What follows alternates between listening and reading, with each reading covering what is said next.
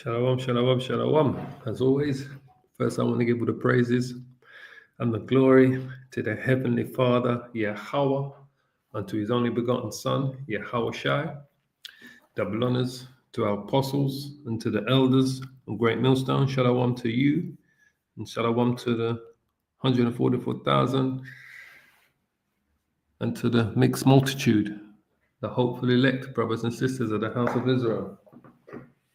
So we're just gonna do this quick video here. Just gonna kind of speak on this subject today: the sons of Israel in the Roman army.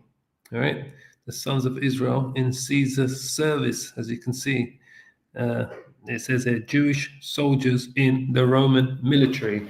It should say the Israelite military.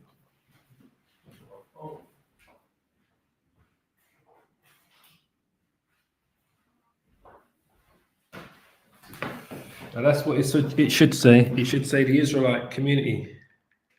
It shouldn't say the Jewish community, because as you know, that Jewish is who they refer to as those small hats. We are talking about the children of Israel. Is who they refer to as those small hats. We're talking about the Israelites, the true children of the Most High. Now, there's been a lot of debate whether or not Israelites were in the Roman service, were in the Roman army. You know, there's been a lot of discussion about that recently as well, especially regarding our beloved brother Cornelius, right? Who was a centurion in the Roman army, Cornelius, right? Who was an Israelite. When we read into the book of Acts 10, when it speaks about a certain man from Caesarea called Cornelius, a centurion of the band called the Italian Band. All right. Now, there's plenty of evidence about Israelites being in Caesar's service. And I think the most famous one of them is Tiberius Alexandria, who was a Praetorian, he was an Equatorian soldier, he was a Praetorian, he was a governor of, I think he was the governor of Egypt, and he was a general in the Roman army, and he was the man that General Vespasian sent for before he became the Emperor Vespasian to take down the Israelite, they even got me saying Jewish, so lucky, the Israelite revolt that began in the middle of 66 AD during the reign of Emperor Nero. And then when Nero died in 68 AD, you had the year of the four emperors, which was Otho, Galba, Vitellius, and Vespasian. Basically, he was all bidden for the throne, and then eventually Vespasian became the main man. He became the emperor. He became the one who survived the year. He was the emperor that survived the year of the four emperors, was Vespasian under the Flavian dynasty.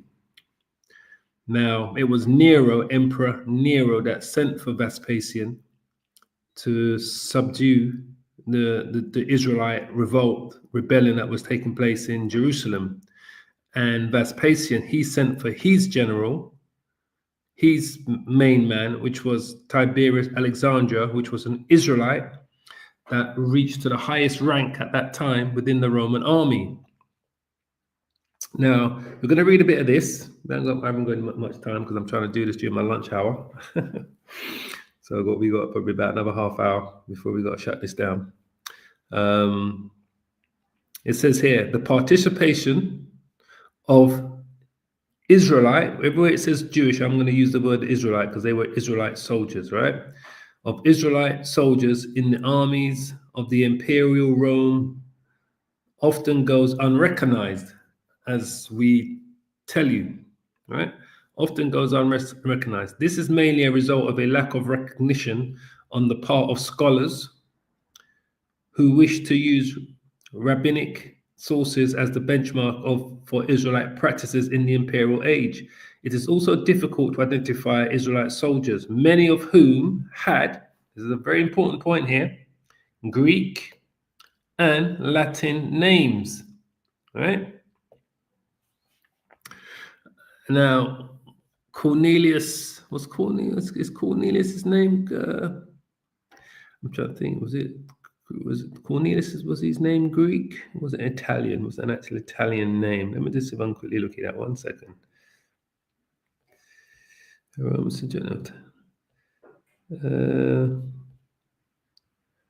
Okay, of Latin origin. Okay, Cornelius was a Roman. So the name it's a Latin name, okay, which is fine. Latin origin, right? So let's just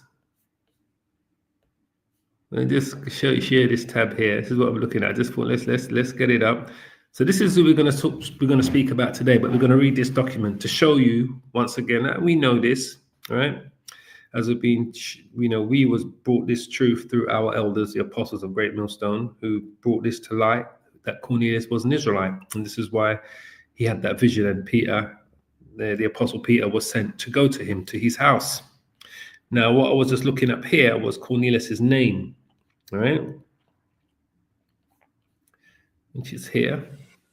Strong's G 2883, Cornelius. Which his meaning is of a horn, right? Of a horn. Cornelius, right?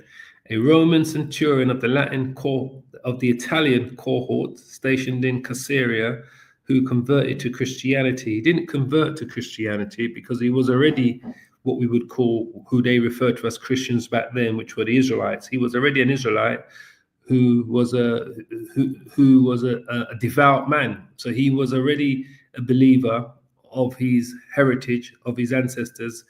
He was obviously a believer of the laws, commandments, and statutes of the high holy days. How much he participated in all of that, we don't know exactly, but he was a devout man. So he was already a believer. So he didn't need to be converted, basically. All right. He was just sent to get the truth, to get the truth of Yahushua from Peter. Peter was sent to him to bless that whole household, all right, because of who he was. So it says here, Strong's definition, Cornelius, of Latin origin, right? Cornelius, a Roman Cornelius. So what we focus on here is his name. His name is of a Latin origin, right? Origin. So when we go back to what we're going to read, it says, it is also difficult to identify Israelite soldiers, many of whom had what? Greek and Latin names, like Cornelius. He had a Latin name, right? Just to show you. All right. Greek and Latin names.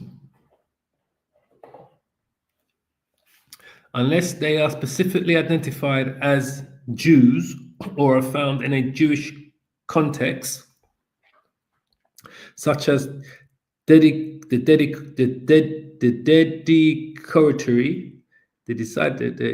dedicatory inscriptions from a synagogue. Nevertheless, by using a variety of sources from the period, it is possible to appreciate the depth and breadth of Israelite service in the Roman legions, from the time of Caesar down to the early 5th century, right? There were Jews who served as simple foot soldiers, influential generals just like I said, Tiberius, Julius Alexander, and Israelite military units such as the Imensini Judea, right? Yeah, the regiment of Imensini Judea, regardless of their relationship to Orthodox Israelite communities of the time, the service of Roman Jews in the imperial armed forces must be recognized, all right? So let's read some of this. In the year 69 AD, right, The Roman province of Judea was consumed by a 3-year rebellion that pitted Israelite zealots against the authority of the emperor and the house of Herod. All right. Not only was the revolt a destabilizing factor in the eastern regions of the empire, but it also posed a significant challenge to the new emperor Vespasian. In order to quell the Israelite revolt in his eastern marches, Vespasian resolved to send an army under the command of his son Titus, with explicit orders to crush the insurrection. Although the emperor's young son showed exceptional talent and tact for leadership, he lacked the military experience deemed necessary for a Roman general. All right. Therefore, the emperor was forced to choose an able commander capable of assisting Titus. As we always tell you, that Titus wasn't the man that took down the Israelites. It was an Israelite that took down the Israelites, as you're going to see.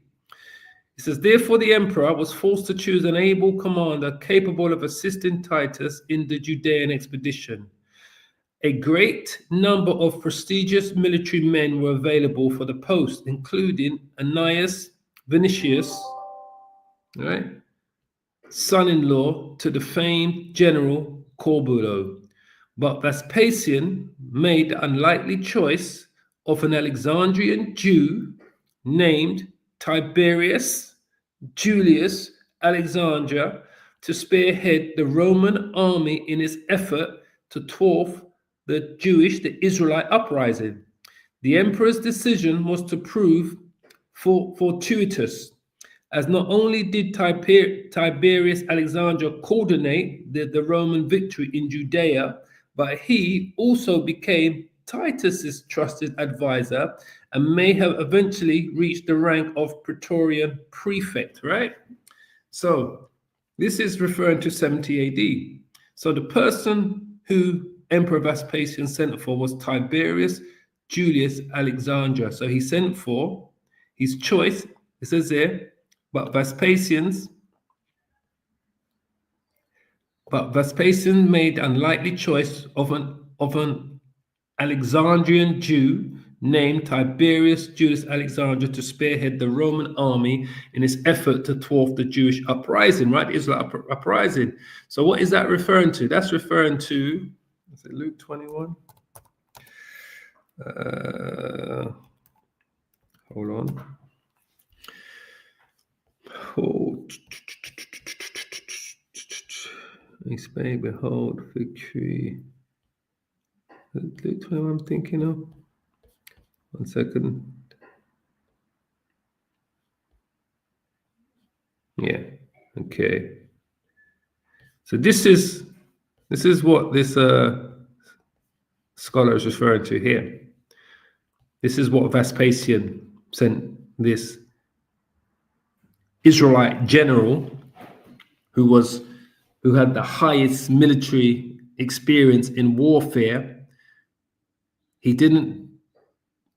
Emperor Vespasian didn't leave in charge, because I think he was Vespasian, I believe he was a general first before he was an emperor, or I believe, correct myself, Salaki. Vespasian, when he became emperor, that's when he assigned his son Titus to take over to combat the revolt in Judea. All right, when Vespasian became emperor, but he knew his son Titus didn't have the military experience to do this, so he sent for the Alexandrian Jew Titus Alexander to do that, because he had the military experience for these type of guerrilla warfares, to how to subjugate massive cities as such. So he sent for his number two. That's what he did. So this is the event here, basically. Luke 21 and 20. And when ye shall see Jerusalem compassed with armies, those were the armies, the Roman armies, all right? Those armies, let's just quickly go back to the article. Those armies were these armies here. Vespasian made the unlikely choice of an Alexandria Jew named Tiberius Julius Alexander to spearhead the Roman army in its efforts to thwart the Israelite uprising. So Vespasian sent for literally his number two, because his son didn't have the experience. It says the emperor's decision was to prove fortuitous, as not only did Tiberius Alexander coordinate a Roman victory in Judea, but he also became Titus's trusted advisor and may have eventually reached the rank of Praetorian prefect. So Titus was able to experience the commanding and the know-how of commanding an army and defeating an enemy under Tiberius Alexandria, right? Julius Alexandria, right? So when we go back to, sorry, not there, I'm going to go back to here. This is what we're talking about, Luke 21 and 20. So it was an Israelite who led the Roman armies against his own people to subjugate them. And this is what Yahushua was warning the Israelites about, what was going to happen to them. And when ye shall see Jerusalem compassed with armies, then know that the desolation thereof is nigh. Then let them which are in Judea flee to the mountains, and let them which are in the midst of it depart out, and let not them that are in the countries enter thereinto. All right? Because remember, a lot of people got trapped in Jerusalem because it was during the Passover when this happened. All right, or just after the Passover. It says, for these be the days of vengeance, that all things which are written may be fulfilled. But woe unto them that are with child, and to them that give suck in those days, for there shall be great distress in the land and wrath upon the people. And they shall fall by the edge of the sword, the Roman sword, and shall be led away captive into all nations by the Romans, and Jerusalem shall be trodden down of the Gentiles, starting with the Romans, until the times of the Gentiles be fulfilled. Because Gentiles are still trotting down Jerusalem today, calling themselves Israelis and Palestinians. But it began under the Romans in 70 AD when Jerusalem finally fell. So let's go back to the article here, to this document here, right, to this book here, that's written by Andrew J. Schofield. So he says there, despite the outstanding military career of this Alexandria Jew, his name and his legacy are largely unknown outside a small circle of specialists. And I have to agree, because I never knew about this guy until I heard Apostle Tahar speak about him probably about 6, 7 years ago, when Apostle Tahar was speaking about Tiberius Julius Alexander. And that's when I myself found out that it was an actual Israelite that defeated the Israelites in 70 AD. And he was the main man. He was the general in charge who executed the plan and put the plan together to defeat his own people in Jerusalem in 70 AD, basically.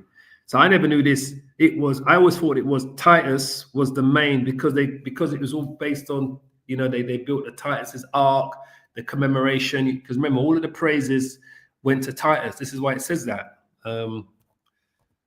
Titus Ark. All the praises go to, this is the menorah. Let's see if I can get it up here. Hold on.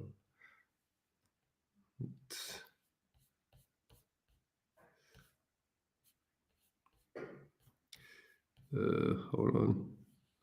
So this is it here. What they built to show you how they defeated the Israelites. That's the ark, and they showed you they've taken the menorah, and the different artifacts, and the cups and the bowls and all of the things that they would use to worship in and drinking out of it in Solomon's temple.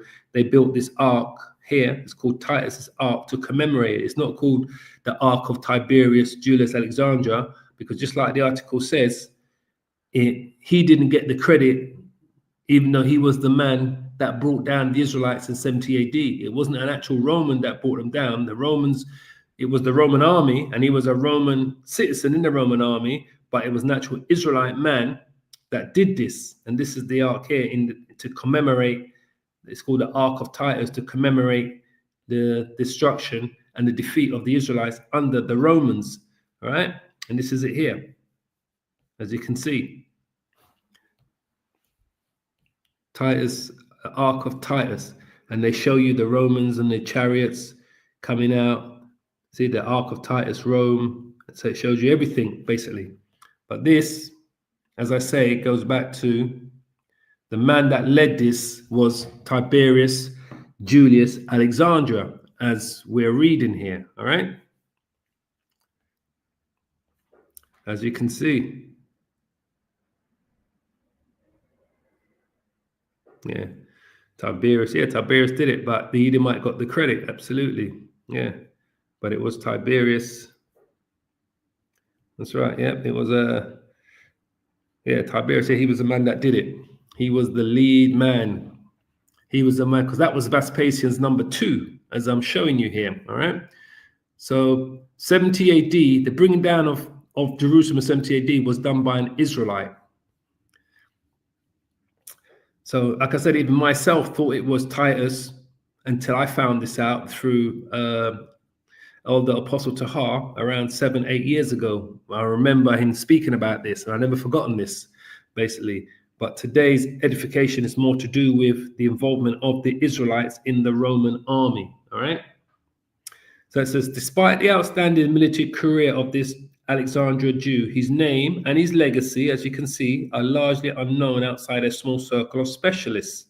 Likewise, and one of those specialists was Elder Apostle Tahar, because he knew about this. All right. And I don't know who else within Great Millstone knew about this before Apostle Tahar, but he was the first person I heard speak about this about 7-8 years ago. All right, I never forget this.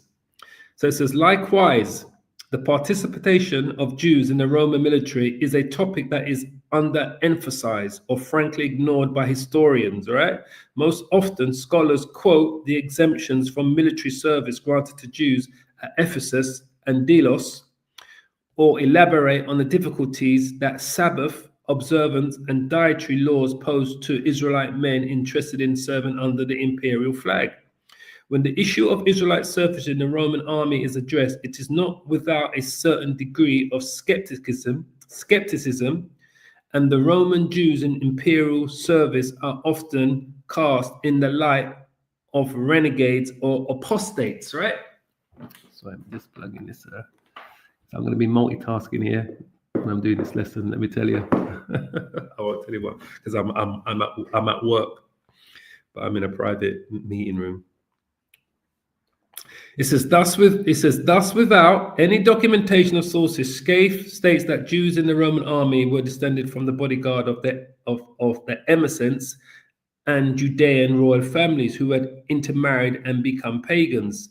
So it says Smallwood states that military service was always bound to cause difficulties for the Jews of the diaspora because of their dietary laws, which made their inclusion in Gentile units unpracticable and their inability to carry out duties to the Sabbath.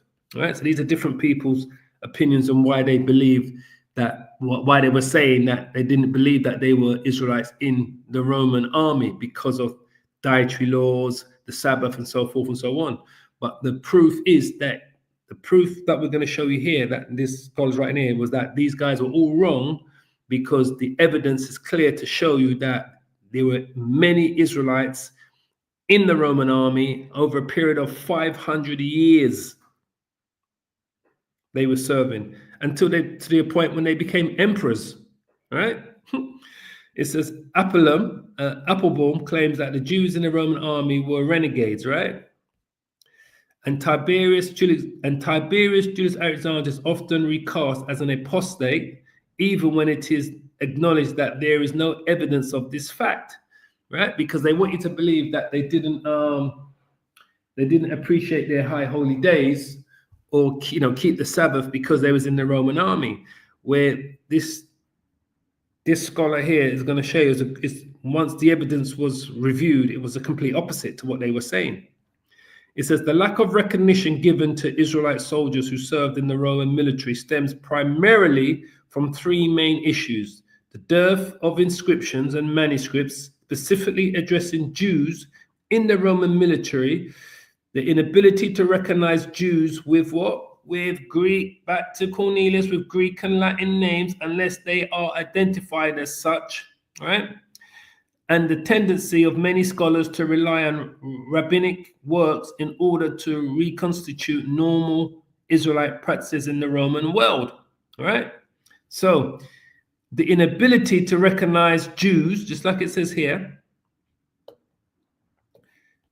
the inability to recognize Jews with Greek or Latin names unless they were identified as such, and the tendency of many scholars. So that was the lack of recognition. So when we go back to Cornelius, once again, Cornelius' name is of Latin origin, but he was an Israelite in the Roman army. So when we go here, back to Cornelius, back to Acts, I always say Acts 10:1, there was a certain man in Caesarea called Cornelius, a centurion, right? Meaning that he was in charge of 100 men, right? That's where we get the word century from, right? Of the band called the Italian band, right? A devout man. Romans weren't devout. Romans were idol worshippers. Romans, listen, actual Romans are Edomites, man. These people were idol worshippers and savage at their best. They were savages, right? They weren't devout men, Edomites. They wasn't back then, and they're not today. So Cornelius was a devout man, and one that feared the Most High with all his house, which gave much alms to the people and prayed to the Most High always. He saw in a vision, evidently about the 9th hour of the day, an angel of the Most High coming into him and saying unto him, Cornelius. So Cornelius was an Israelite who was in the Roman army that had a Latin name, as we're showing you here through this documentation here that shows you this unequivocally. And when he looked on him, he was afraid and said, What is it, Lord? And he said unto him, Thy prayers and thy alms are come up for memorial before the Most High. So whose prayers goes up before the Most High? Remember, if we go to, and that's another beautiful point there, right? So Revelations 11. Hold on. Revelations 11. Is it Revelations 11? Hold on.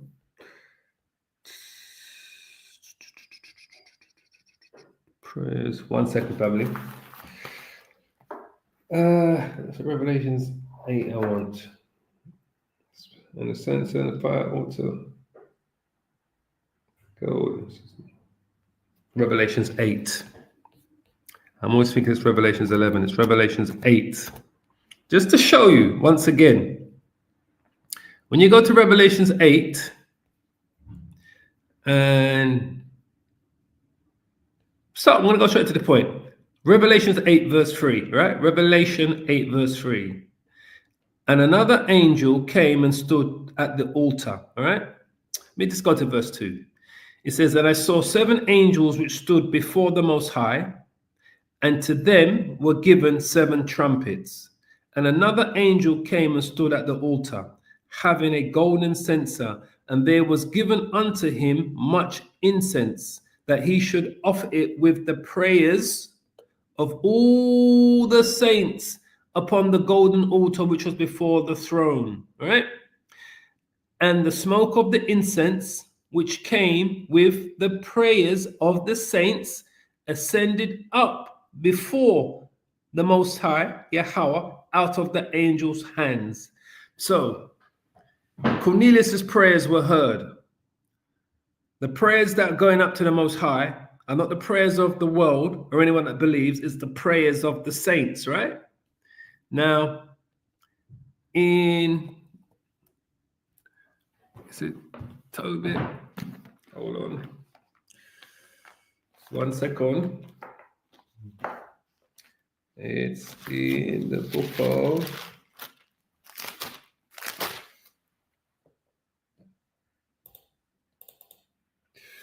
one second, family.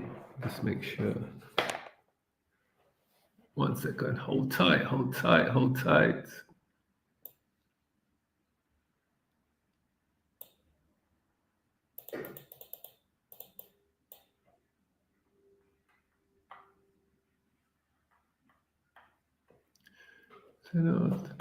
One second, family.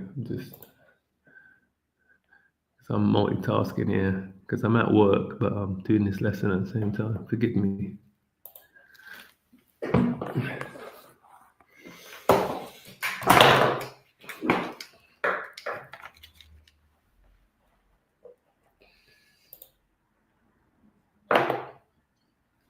Hi.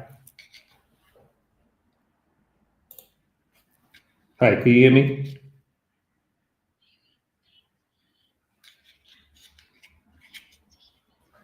I am, yes.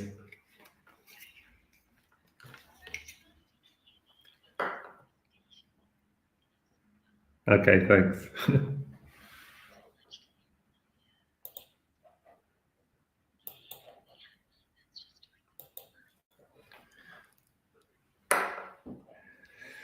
So let's go to the book of Tobit.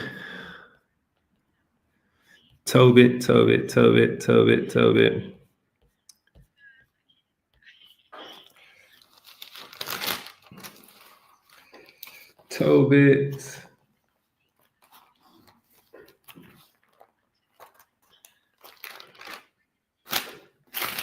Should have found the right chapter.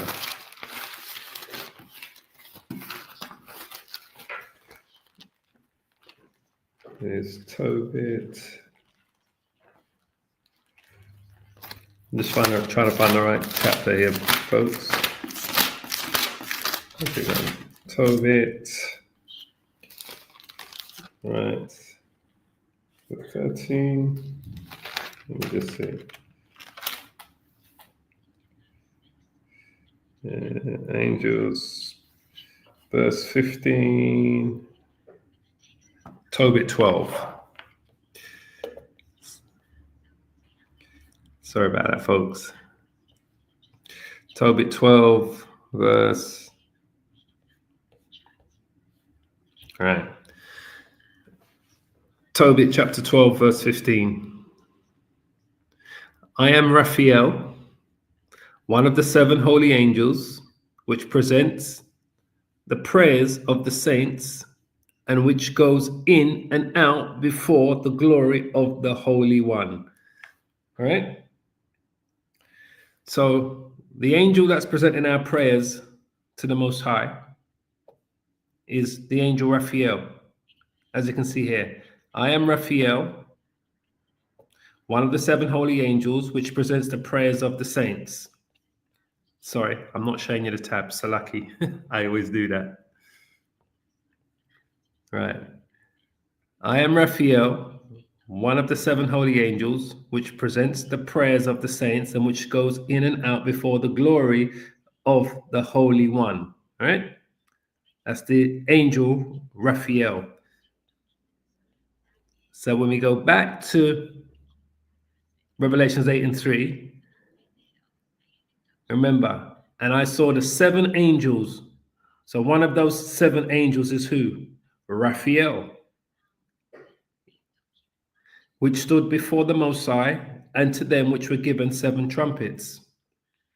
And another angel came and stood at the altar, having a golden censer, and there was given unto him much incense, that he should offer it with the prayers of all the saints upon the golden altar which was before the throne.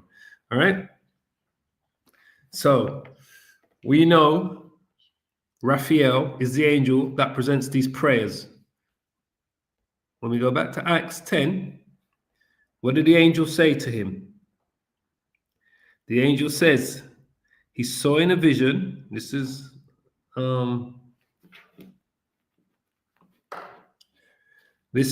Cornelius. Evidently on the 9th hour of the day, an angel of the Most High coming to him, saying unto him, to Cornelius, and when he looked on him, he was afraid and said, What is it, Lord? And he said unto him, Thy prayers and thy arms are come up for memorial before the Most High. All right. So the saints are who? The saints are Israelites, right? Let's just quickly find that scripture. I think that's in Psalms 149 or 148. So, yeah, 148. Let's quickly get it up. Psalms 148. Let's quickly get it up for you. Share this tab. 148 verse 13. Let them praise the name of the Lord Yahweh, for his name alone is excellent. His glory is above the earth and heaven. He also exalts the horn of his people. Remember, Cornelius's name means the horn. All right. The children of Israel are referred to as the horn of his people. He is Yahweh by Shem Yahushai, also exalts the horn of his people. All right. The praise of all his saints.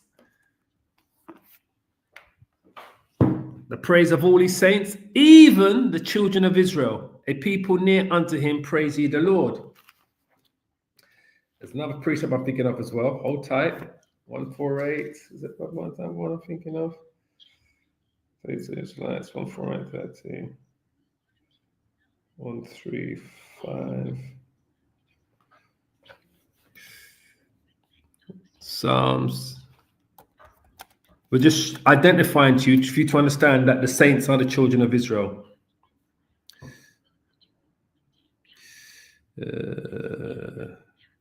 Say here. Hold on. Okay, I know where I should go. Psalms 149. That's a good one there, but let's go to Psalms 149. Praise ye the Lord Yahweh, sing unto the Lord Yahweh a new song, and his praise in the congregation of saints.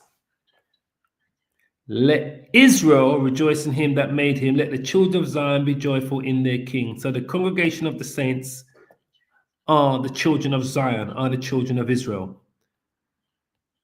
So that's another precept to show you, all right? Another beautiful one. Daniel 7.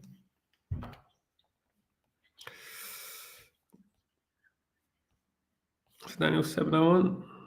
Yeah, Daniel 7.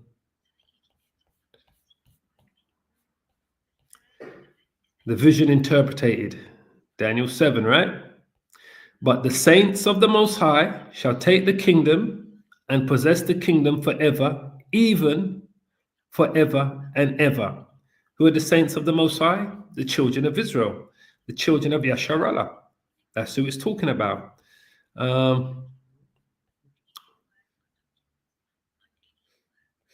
Get that for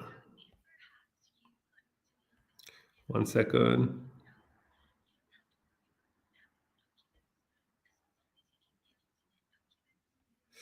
So Psalms 85. Psalms 85. Psalms 85, verse 8. It says, show us thy mercy, O Yahweh, and grant us thy salvation. I will hear what the Most High, Yahweh, will speak, for he will speak peace unto his people, who are the Lord's people, the children of Israel, and to his saints. But let them not turn again to folly. His saints are the children of Israel. So when we go back to Cornelius 8:10, once again, it makes you understand when he says here, and when it, Act 10 and 4, and when he looked on him, the angel looked on Cornelius, Cornelius looked on the angel, he was afraid and said, what is it, Lord? And he said unto him, thy prayers and thy alms are come up for a memorial before the Most High. And now send men to Joppa and call for one Simon, whose surname is Peter. So his prayers and his alms, all the good things that he done, are come up for a memorial, for a remembrance before the Most High God. So once again, to make you easily understand that Cornelius was an Israelite with a Latin name in the Roman army. All right?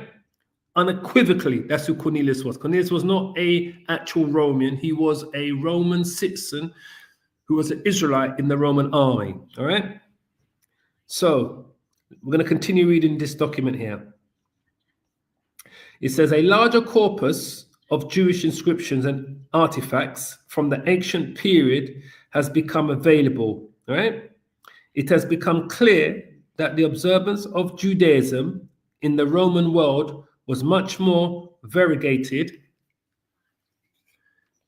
than previously supposed. Authors like Levine and Schwartz have now challenged the assertions of prior historians, claiming that Jewish practice in the imperial period encompassed a broad range of religious activities, from the orthodoxy of the rabbinic academies to the syncretism of Jews who had Latin names like Cornelius and employed pagan motifs in synagogue decorations. With these facts in mind, the prospect of active Jewish participation in the military becomes tangible, and upon careful examination of primary sources, it is possible to demonstrate the profound extent to which Roman Jews operated in the imperial army. All right? So, by the time of Caesar, Jews could already reflect on the illustrious 300-year history of armed service in Persia and the Hellenistic East. Once again, we talk about the Hellenization of the Israelites. Right? Not to mention the military exploits of the Hasmonean dynasty in the Israelite states proper. All right? Throughout the Ptolemaic period, Jews served in every capacity in the Egyptian army. So they've always been involved in the politics and the army of the nations that colonized them or that ruled over them, or nations that they had to pay tribute to. We've always played a part in every capacity in the setup of these nations. It says there were military colonies at Elephantine, border guards at Pelusium, and reservists in the Epigon. Queen Cleopatra III's top military commanders were both Jews. And remember, Cleopatra III would have been an Edomite because her father goes back to the Ptolemies, all right, on that side. Her mother could have been an Egyptian, an actual Egyptian, Hamite, but her father goes back to the Ptolemies, was an Edomite. So her top military commanders were both Jews. Chelcias and Ananias, the sons of the legendary high priest Onias of Heliopolis. Right? You can read about the priest Onias. The Maccabees speak a lot about him. This military tradition continued into the early imperial period. Josephus makes specific mention of Israelite military colonists instrumental in pacifying the region of Trachonitis. To this effect, 500 Israelite horsemen from Mesopotamia were settled at Batanea under the leadership of a captain named Zamarius.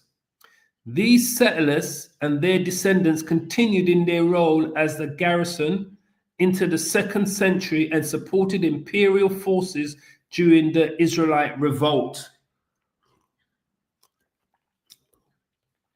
Careful examination of sources from the Julio-Claudia period reveals a smattering of Israelite soldiers laboring in the imperial army.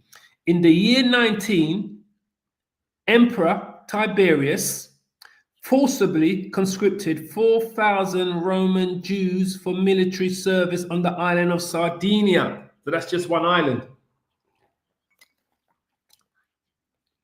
But there is also evidence of Jews serving in a voluntary capacity. Matthias, a Syrian Jew, served in the Legio I Aduatrix under Nero and received Roman citizenship in 68. That's the year Nero died. It might be the year before. I think it was 68 he died. Yeah, it was 68, the year of the four emperors.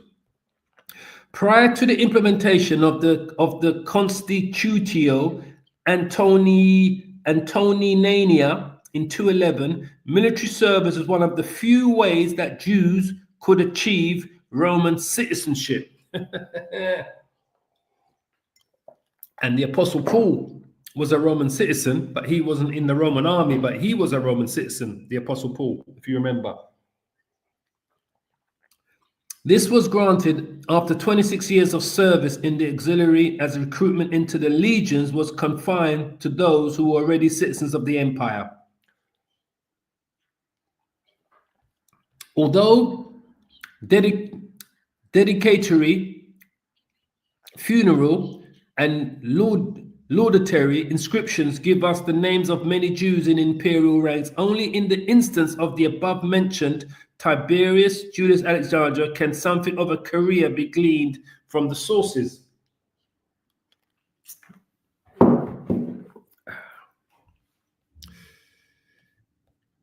Tiberius Julius Alexander, the Egyptian Jew who was destined to become one of the most powerful personas in the empire, was born in the year 16 in Alexandria.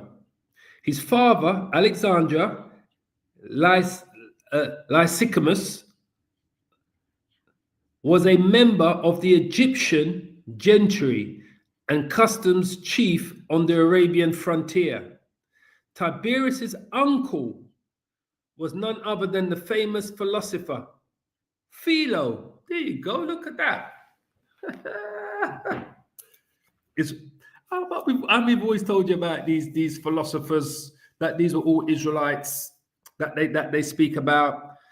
But we won't go into that. We don't want to divert into that. It says anyway, so like many rich assimilated Jews, just like what you see today, many Israelites are assimilated into these cultures, these nations that they live amongst today. When they were Hellenized by the Greeks under Antiochus and the Ptolemies, many Israelites had no choice. They were forcefully assimilated.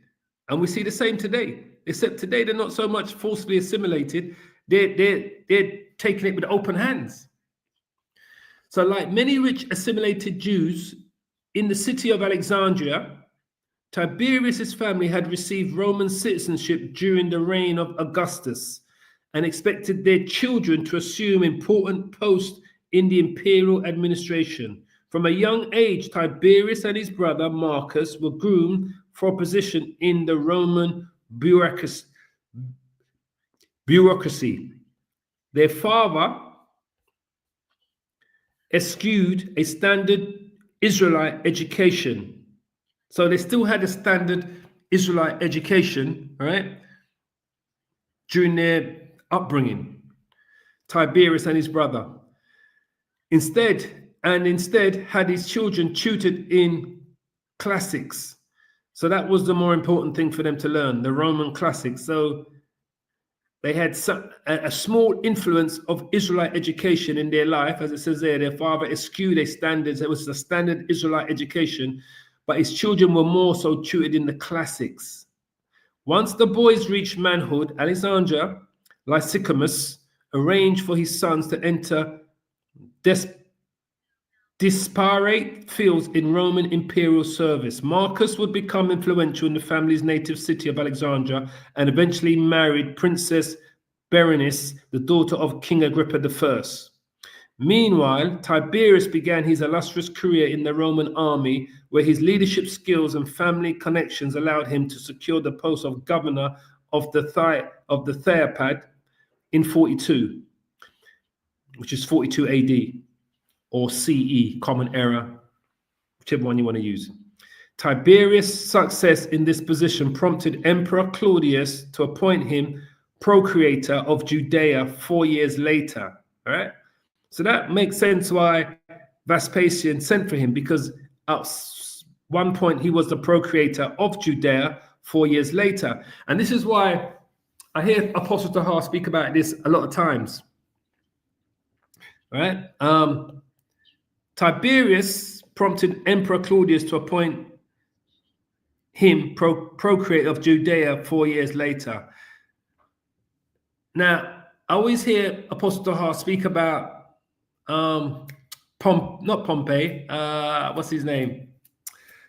The governor of Judea during the time of Yahushua, not Pompey, Pilate. That Pilate could have been an Israelite. Apostle Tahar always says that. He says that we don't know for sure, but he says Pilate could have been an Israelite. All right? Pilate was Pilate.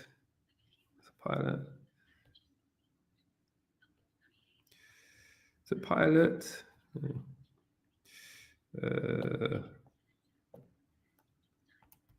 Pilate. Hold on.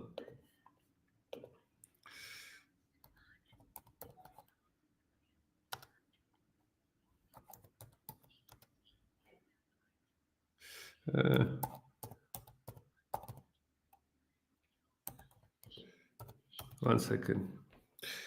Pontius Pilate. I was trying to remember his first name. So you've got Pontius Pilate, right? Apostle Tahar always says that. He says that maybe Pilate was could have been an Israelite because he was the governor in Jerusalem during the time of Yahushua's crucifixion. All right, he was the man in charge. I'll just bring it up here. Yahushua handed over to Pontius Pilate. All right, when morning came, all the chief priests and the elders of the people plotted against Yahushua to put him to death. And when they had bound him, they led him away and delivered him to Pontius Pilate, the governor. So Apostle Tahar always says that there is a possibility that Pontius Pilate could have been a Jake, an Israelite, who was raised under the Roman customs, just like Tiberius, Julius Alexander, and eventually became the governor of Judea. And there's a lot of validation to that argument that it could have been, because as we're showing you here from these documents here that this scholar has put together, it says here, Tiberius' success in this position prompted Emperor Claudius to appoint him procurator of Judea 4 years later. So that would have been in 46 AD. So this is happening after the crucifixion of Yahushua, after Pontius Pilate was in charge of Jerusalem, Judea. It says, at this time, the province of Judea was a hotbed of revolution as Jewish zealots, so I say Israelite zealots, struggled to throw off the yoke of Roman hegemony. Many of these core religionists considered Tiberius a turncoat, you see, for serving the Roman emperor. So they would have known that, they knew that Tiberius,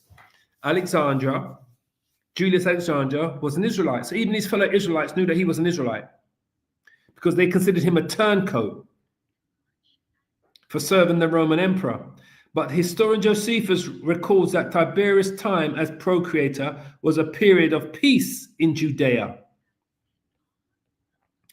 Tiberius Alexander left his station in Judea in 48 AD, and by 63 AD, he had risen to become one of the highest ranking officers in the Eastern Army, a member of Corbulo's general staff. Tiberius conducted himself with honor during Corbulo's Armenian campaign, and in the role of the advisor to the 5th Legion, was instrumental in initiating negotiations with the Armenian king Tiridates. His success in the Armenian War secured Corbulo's backing, and with that general's recommendation, Nero appointed Tiberius governor of Egypt. So now he's governor of Egypt in 66 AD.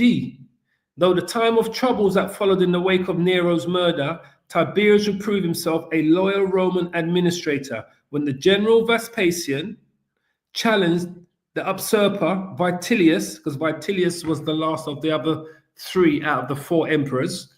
I think Otho was the first one, then it was Galba, then it was Vitellius, and then obviously Vespasian was next. So this is during the year of the 4 emperors. That's a historical fact. We can quickly show you.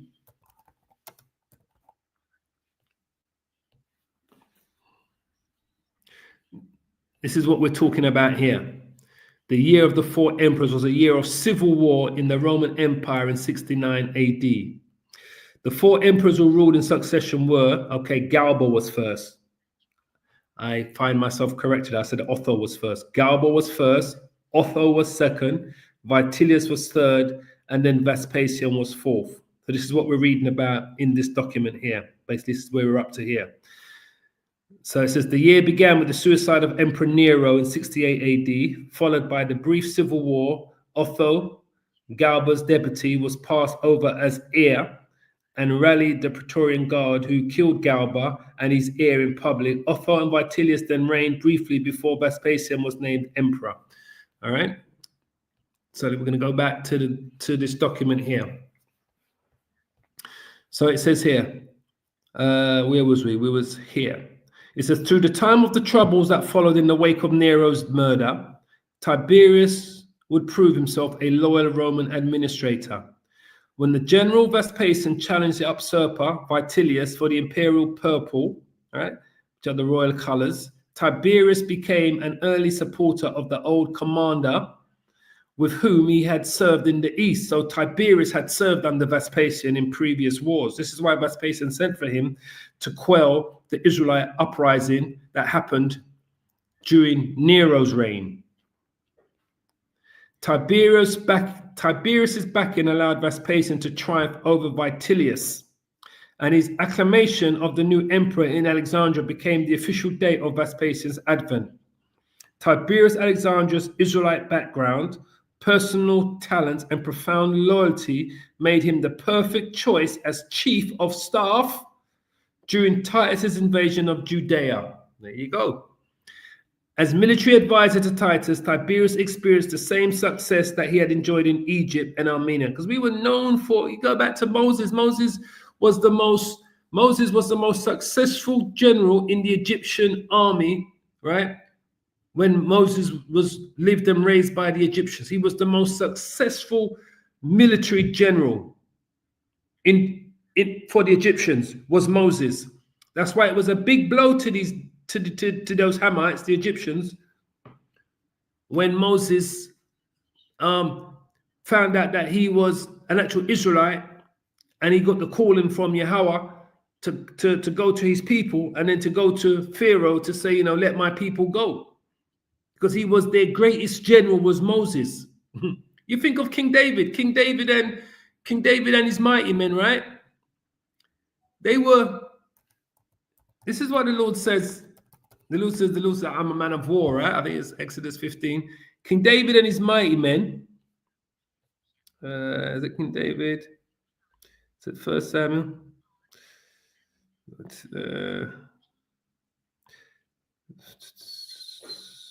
Hold on.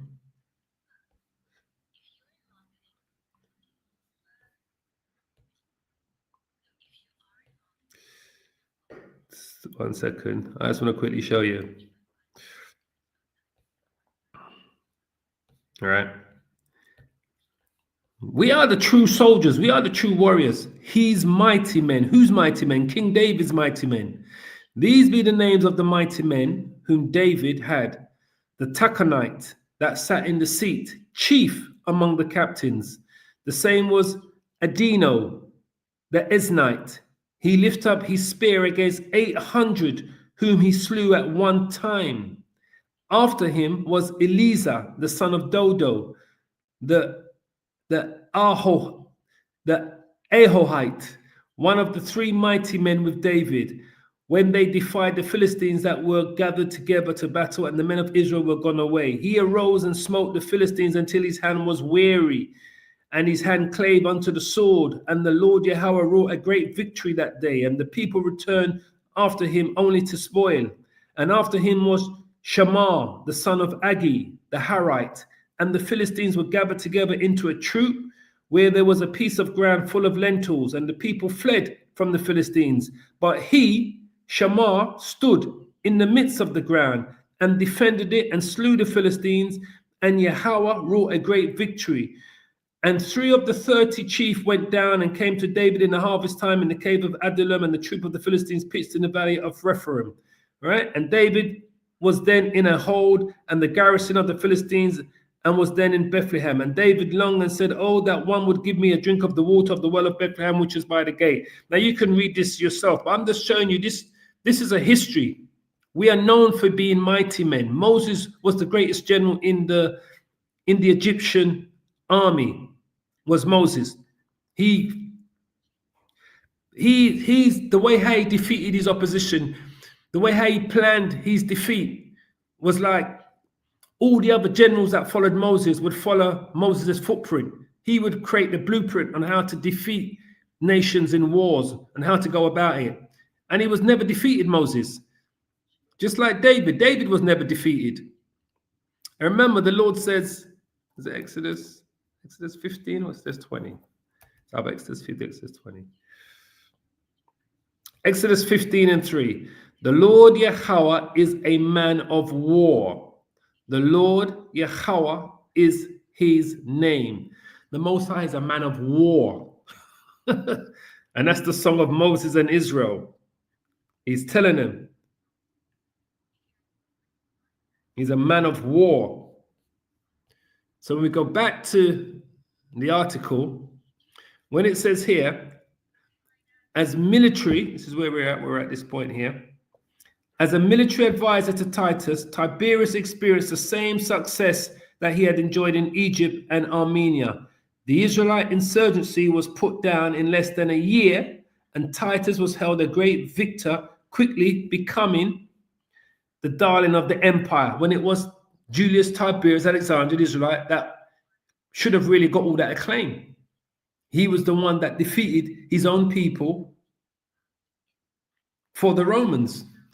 It says, although he was merciless in his efforts to put down the Israelite revolt against Rome, Tiberius Alexandria seemed to maintain some of his religious sensibilities, all right, during the last days of the war. You see, his Israelite heritage kicks in.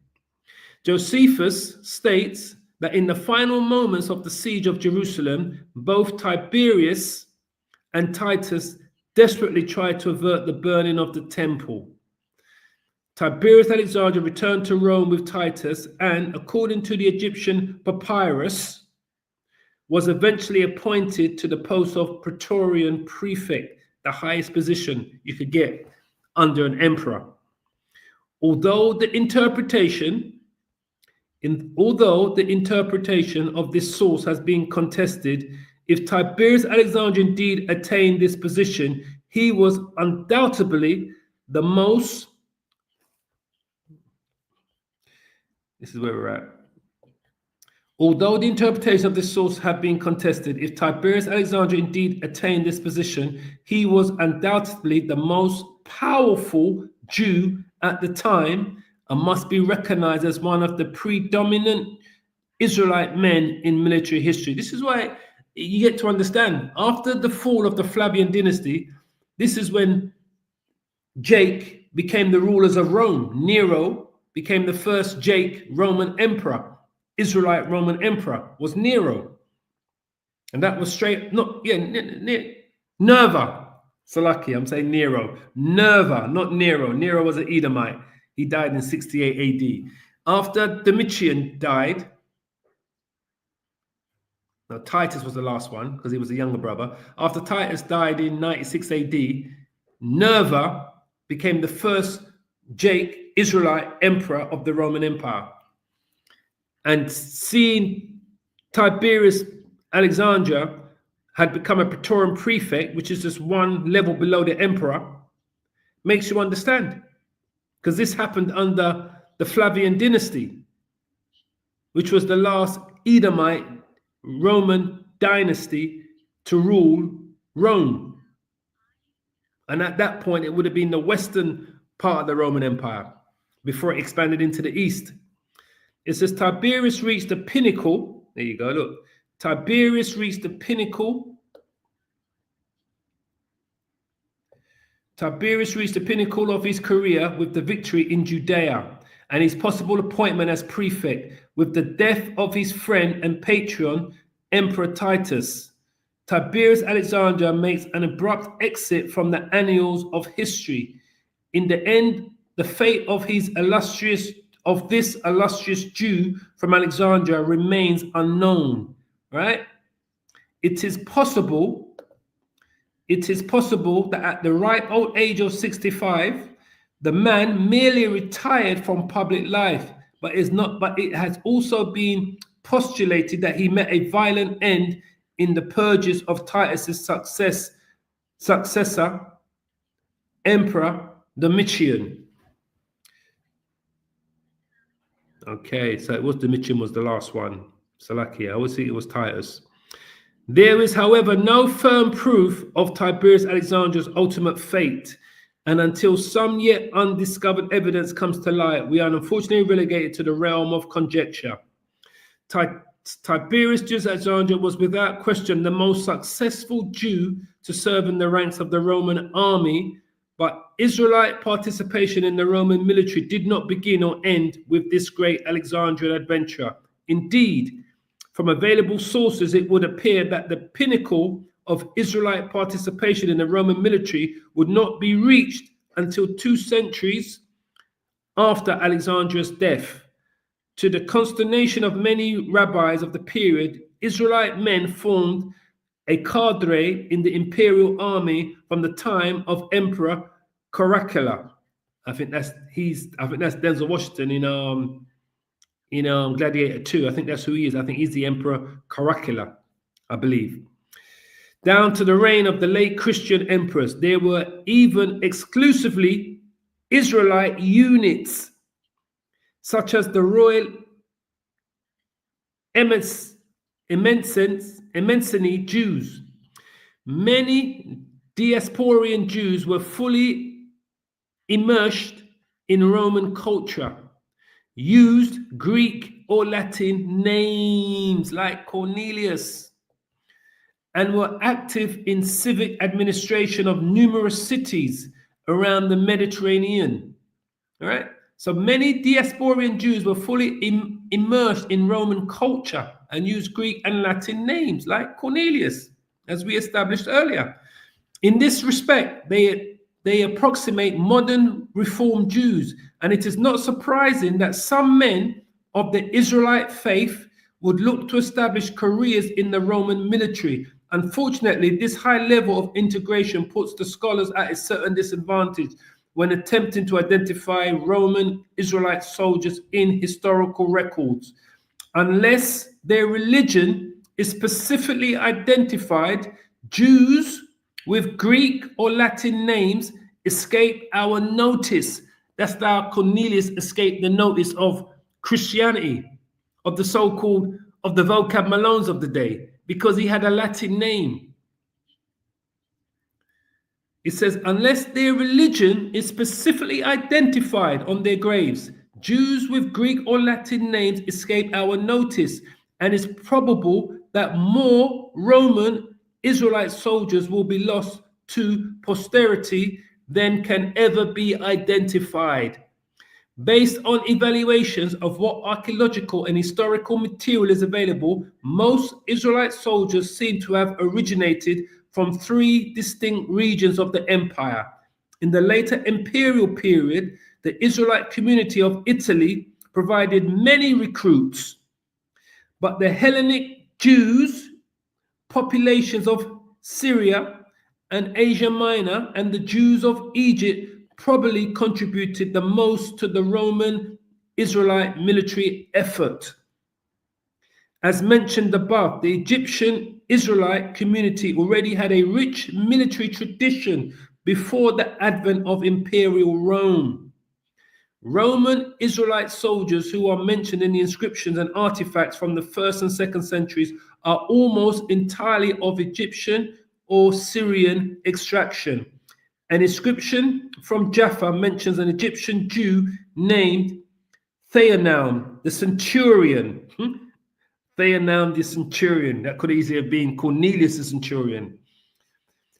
And a military diploma from Dacia speaks of the foot soldiers Barsimus Callisthenes, a Jew serving in the cohorts of the first Vindicorum. Other artifacts from modern day Romania attest to the facts that many Jews were stationed in the province during the 1st century. There was also a significant Israelite military presence in the neighboring Pannonia. 2/3 of all Israelite inscriptions from Roman Pannonia are those of legionnaires, primarily members of the 1st Syrian archers, Aurelia, Antonia, and the 1st Hemetian archers. So I'm not going to read anymore. I mean, this is a beautiful document that was put together. That's all based on archaeological evidence that made him write this thesis and put it together. As you can see, these are the books that he references: Josephus' Jewish Antiquities, Isaac, The Limits of the Empire, Josephus' Jewish Antiquities, Corpus Inscriptionum Latinarium, quite a few documents, Tacitus Annuals, Josephus' Jewish Antiquities again, that he references in this document here. All right, and scholars. Seth Schwartz, Imperialism and Jewish Society. This is Josephus' Jewish Antiquities again. The Encyclopedia of Judaica. These are all the different documents that he references to put this together. Margaret Williams, The Jews Amongst the Greeks and the Romans, a Diasporian source book. The Jews' Service in the Roman Army, the Jews under the Roman rule. I mean, it's a beautiful documentation that I put, and this is what it's called. It's called Project Muse, the Sons of Israel in Caesar's Service, Israelite Soldiers in the Roman Military, by Andrew J. Schofield. Right? Yeah, nice. It was beautiful to read this, boy. Let me tell you. So I didn't realize I went that long, over an hour. But anyway, I pray you're edified. As always, I want to give all the praise and the glory to the Heavenly Father, Yahweh, and to his only begotten Son, Yahweh Shai. Double honors to our apostles and to the elders of Great Millstone. As always, keep praying, keep safe, repent, and hold on to this truth, family, because we are the true sons of Yasharallah, truly. And this is just more evidence to make you understand when people speak about Cornelius, speak about the Hellenized Jews, the Romanized Jews. This is all going on. And these are archaeological facts from the Purdue University Press that we're reading here that's showing you this, right? Unequivocally how high up they were. And it makes sense that, yes, Pontius Pilate could have been an Israelite that was the governor of Judea during the time of Yahushai's crucifixion. So anyway, shalom, shalom, shalom. All praises.